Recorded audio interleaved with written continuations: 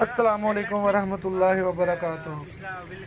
दोस्तों, ये आज दोपहर की वीडियो है।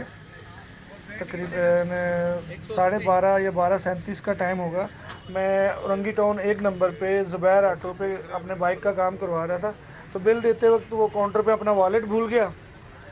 तो मैंने वीडियो साथ अटैच कर दी है। इस वीडियो में आप साफ देख सकते हैं कि ये एक मौलाना साहब हैं, इन्होंने उठाया है वो वॉलेट।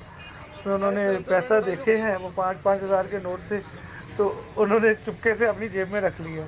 अब पैसों की तो मसला नहीं है, इतनी परवाह नहीं है मुझे। उसमें मेरे डॉक्यूमेंट हैं कीमती, जो कि मुझे हर हाल में वापस चाहिए।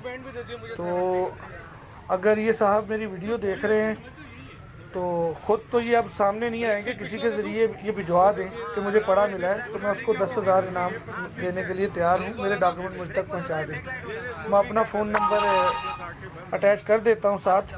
और दूसरा ये कि अगर कोई भी इस शख्स को जानता है, इसका पता मुझे बता दे, तो मैं इंशाल्लाह उसको भी वही इनाम देने के लिए तैयार हूँ। मुझे मेरे डॉक्यूमेंट चाहिए हर हाल में। जज़ाकल्लाहु खैरा। इस वीडियो को जितना हो सके आप वायरल करें और आगे शेयर करें।